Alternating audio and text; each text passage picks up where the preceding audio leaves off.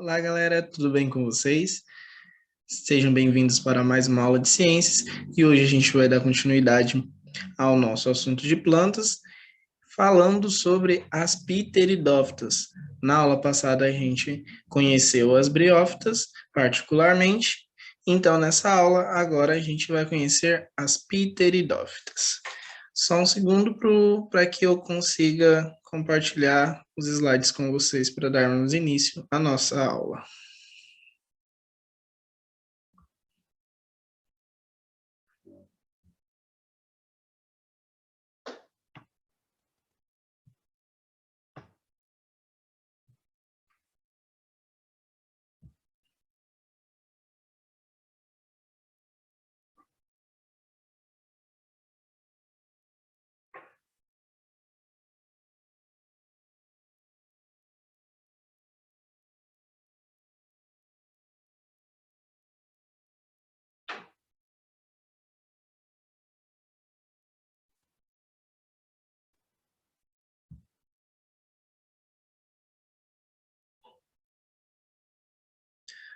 Bom, assim como as briófitas, a gente também ouviu falar sobre as pteridófitas lá na nossa primeira aula de plantas, né? Onde a gente contextualizou todas as plantas, que são todos os grupos que estão dentro, né, do reino Plantae.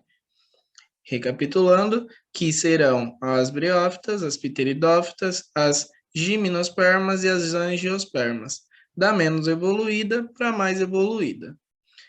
Então, pessoal, hoje a gente também vai conhecer particularmente as pteridófitas, assim como a gente fez com as briófitas na aula passada, as curiosidades, ciclo reprodutivo, suas características, entre outras coisas que a gente vai falando durante a nossa aula de hoje. Então, vamos prosseguir. Bom, a nossa aula é sobre pteridófitas e vamos começar com as características dela. As pteridófitas, elas também são chamadas de plantas vasculares sem sementes. Por que elas recebem esse nome? A partir delas, como a gente já havia discutido nos slides sobre plantas, vai possuir os vasos condutores de seiva, que é o xilema e o floema. Então, a partir das pteridófitas, a gente já consegue ver isso nas demais plantas, assim como nas gimnospermas e nas angiospermas. Porém, elas ainda não possuem sementes. Por isso, são chamadas também de plantas vasculares sem sementes. As sementes elas só vão ser encontradas a partir das gimnospermas, que é o próximo grupo que a gente vai estudar. Bom, os fósseis mais antigos, né, de plantas com vasos condutores são de cerca de 425 milhões de anos atrás, ou seja, faz bastante tempo, né? As briófitas são mais antigas do que elas ainda, viu, pessoal? No Brasil, a gente pode encontrar mais de 1.000 espécies de pteridófitas, mas o que a gente conhece mais, assim, são as samambaias, cavalinhas e as avencas, né? Quem nunca viu uma samambaia na casa da avó, né? Muito difícil não ter samambaia na casa da nossa avó. Ou, né, as avencas também são bastante encontradas nas casas dos nossos avós ou de pessoas já mais de idade que gostam dessas flores. Dessas plantas, quer dizer, perdão. Flores somente em angiosperma.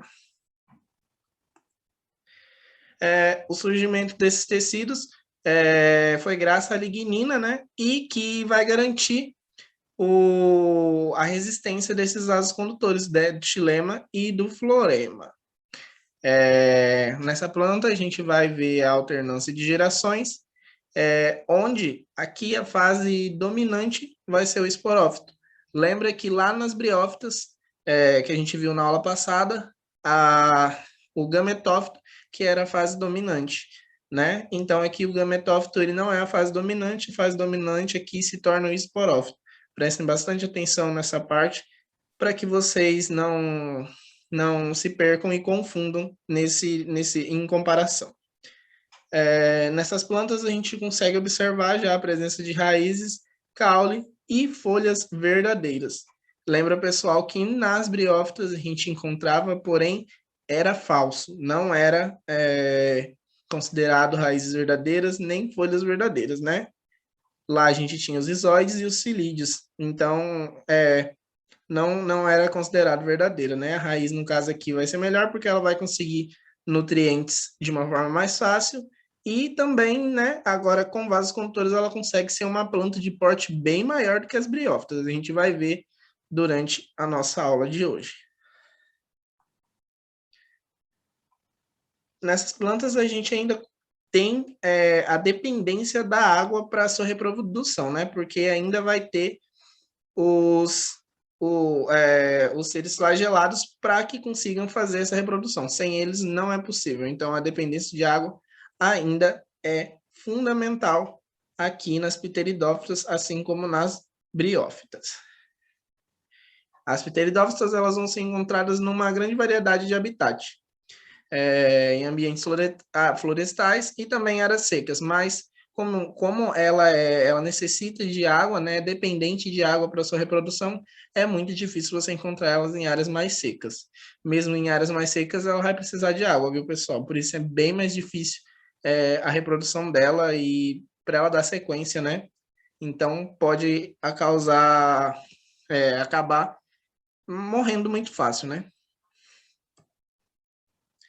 Bom, quando a gente vai na casa da nossa avó, a gente pode perceber uma coisa nas plantas, né? Nas samambaias.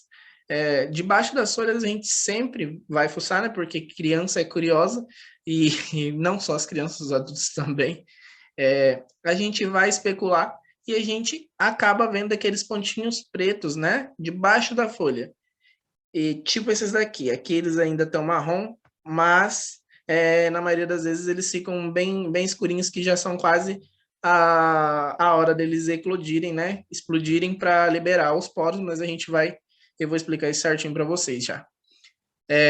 Então a gente acaba tirando aqueles pontinhos pretos da planta e acabando com a reprodução dela, né? Seres humanos sempre intrometidos e mexendo onde não deve. Mas esses pontinhos pretos, então, eles são chamados de soros. Dentro de cada pontinho desses vai ter milhões de esporos. E os esporos que vão fazer a germinação e o processo de reprodução das pteridófitas. Bom, então vamos para a classificação das pteridófitas. Elas vão ser classificadas em 2 filos. O primeiro é o Licopodiófita, e nesse grupo a gente vai encontrar esses 3 seres aqui. O primeiro é o Licopodium, que é esse daqui. Ó, a gente já pode reparar, ó, vendo os 3, que eles já são bem maiores em tamanho do que as briófitas, né? As briófitas alcançavam somente até 30 centímetros no máximo, né? Na maioria é muito raro passar disso. Já aqui nas pteridófitas isso pode já chegar lá nos 15 metros de altura. Então é uma diferença bem, bem forte e notável, né, pessoal? Então aqui a gente tem a selaginela, que é essa aqui do meio, e a isoetes, que é essa daqui. Parece uma graminha, né, pessoal? Perdão pro desenho do professor, né? Que o professor não sabe desenhar muito bem, não. Mas, seguindo, aqui a gente já tem um grupo mais conhecido, né? Que é o Monilófita, que a gente encontra as samambaias, que, como eu disse, é impossível, né, alguém não ter visto uma samambaia até hoje. Porque na casa das pessoas mais velhas tem muito disso, né?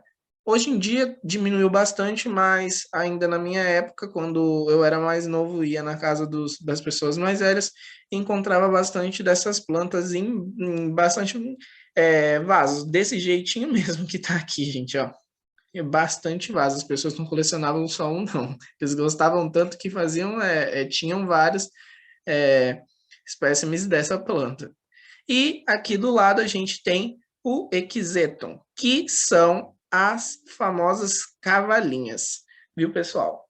Por isso, essas duas aqui, elas vão ser uma das mais conhecidas do grupo. Também tem a venca, que eu vou mostrar mais no final da aula um exemplar dela, beleza? Vamos prosseguir, então. Vamos para o ciclo de vida das pteridófitas. Lembra, pessoal, que eu disse lá dos esporos para vocês, que eles ficam armazenados dentro dos soros, e dentro dos soros vai ter vários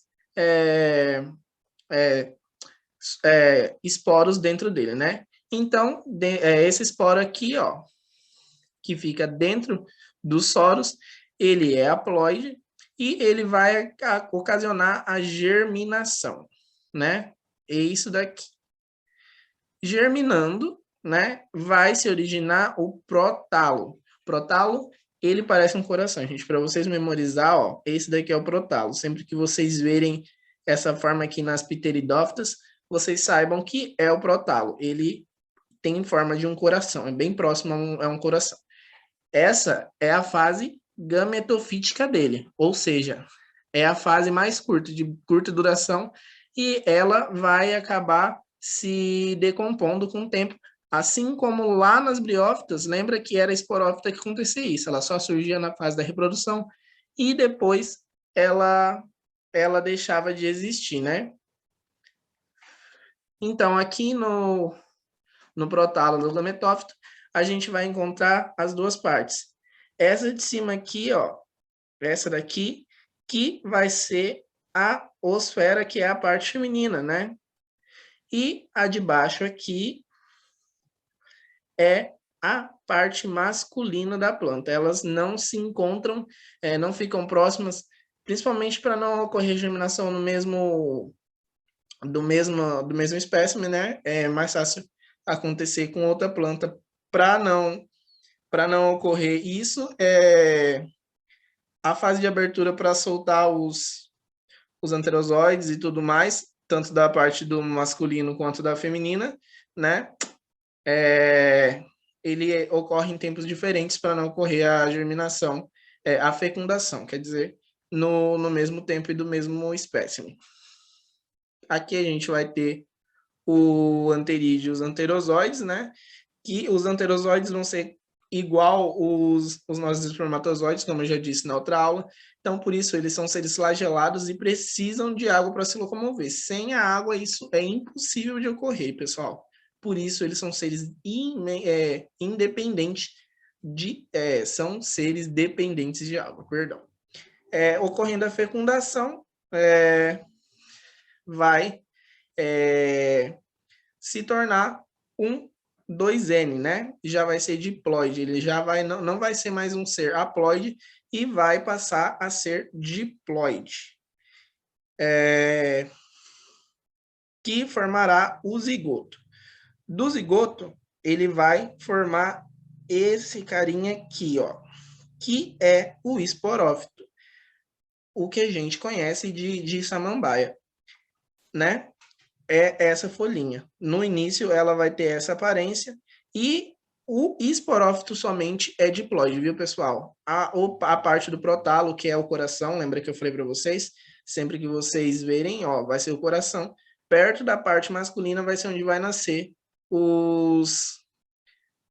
perto da parte feminina, perdão, vai ser onde vai nascer o esporófito, que é 2Ns, diploide no caso.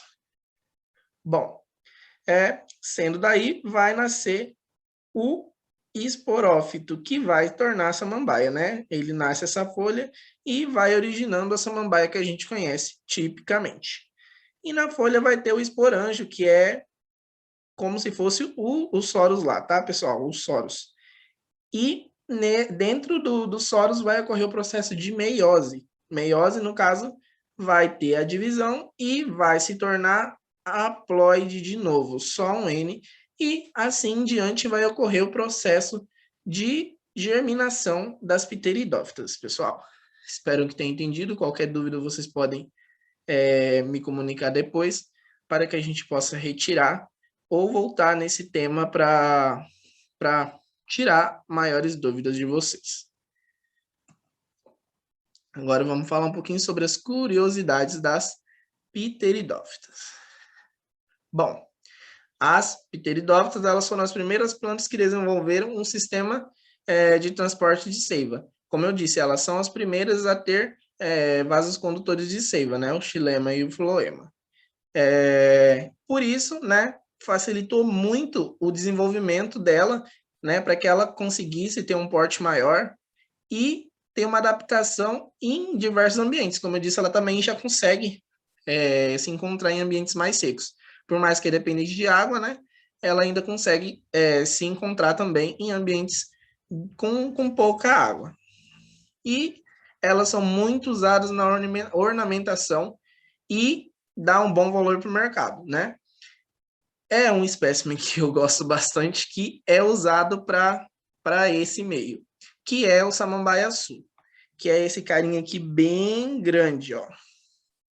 Bem grande, então ele vai ser um dos maiores do grupo das pteridófitas, porém, como o ser humano, né, ele usa de forma irregular e excessiva, e essa planta ela está na lista de extinção, então é muito raro a gente encontrar ela por aí. Então, infelizmente, ela pode acabar deixando de sumir, né? De acabar sumindo da natureza por conta do uso excessivo e abusivo do ser humano, né? E no que ele é usado? Eles, as fibras dele é usado para confecção desses vasinhos aqui de coco, ó. Esses vasos, eles são confeccionados. Porém, foi proibido, né, a confecção desses vasos por conta dele estar em processo de extinção, né? Para que a gente consiga ter uma preservação desses seres. Mas, logicamente, os seres humanos vão abusar e ainda fazem isso, né? Infelizmente, não tem como controlar totalmente isso. Mas, hoje em dia, já esses vasos, eles possuem o nome de xaxim, né? Então, eles já têm... Hoje em dia já é criado por outras formas, né? Com outras... A maioria agora é da palmeira, viu, pessoal? Eles ainda são bem encontrados, talvez vocês podem encontrar por aí e falar, nossa, ó, é do samambaia-açu, mas provavelmente pode não ser, tá? Porque já tem outros meios de se confeccionar esse vaso. Algumas espécies, como eu já disse, elas vão chegar até 15 metros, que é o caso da samambaia. Essa daqui, pessoal, é a que eu falei para vocês, que é a avenca, viu? Que a gente também pode encontrar muito facilmente na casa das pessoas mais velhas e pela natureza. Assim como as samambaias, as cavalinhas e as avencas são as que a gente mais pode encontrar aí pela natureza. E a gente pode reparar na diferença grotesca, né, de tamanho entre as briófitas e as pteridófitas, que já é o segundo grupo, né? Que já chega até 15 metros, né? As pteridófitas, as briófitas, elas só vão alcançar 30 centímetros no caso, que é uma diferença bem grande. Aqui, só para recapitular, para a gente fixar mesmo o conteúdo, a gente vai falar um pouquinho das diferenças entre briófitas e pteridófitas, as diferenças mais notáveis. Bom, o primeiro a gente tem como vasos condutores. Nas briófitas, eles são ausentes, pessoal. Lembrem muito bem para vocês não confundirem isso na hora de responderem os formulários, que nas briófitas não possui vasos condutores de seiva. Porém, aqui nas pteridófitas, a gente já encontra eles presentes, viu? Ó, presentes. Vou até destacar aqui para vocês. É encontrado já nas pteridófitas, a partir delas. Raiz, a gente também não tem nas briófitas e tem nas pteridófitas. Pessoal, lembra, nas briófitas possui uma raiz falsa que é o rizoide, viu? Não confundam isso, pelo amor de Deus, na hora de marcar a alternativa, né? Prestem bastante atenção nesses pequenos detalhes que podem fazer diferença e podem fazer com que vocês errem e acabem tirando uma nota mais baixa na avaliação. A fase duradoura do ciclo, vocês também têm que prestar bastante atenção nesse ponto, porque nas briófitas, a fase duradoura é o gametófito. Já nas pteridófitas, é o esporófito. Então, vocês se atentem bastante para vocês não confundirem também esses dois nomes e colocarem no lugar errado. A dependência de água, pessoal, ela é presente tanto aqui nas briófitas quanto nas pteridófitas. Sem água não é possível fazer o processo de reprodução, porque tem os anterozoides, que são seres flagelados, e eles necessitam de água para se locomover.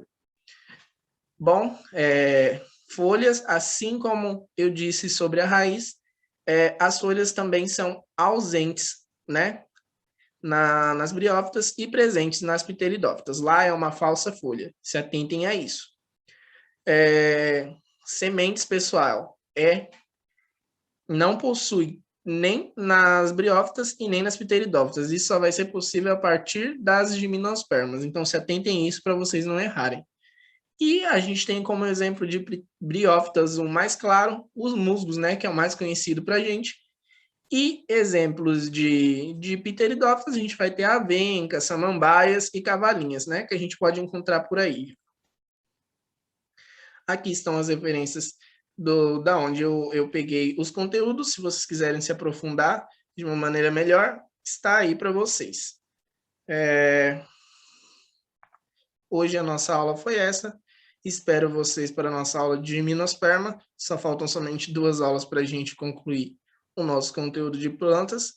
Então, aguardo vocês lá para que a gente possa ter essa comunicação. Obrigado, pessoal, pela companhia e até a próxima aula.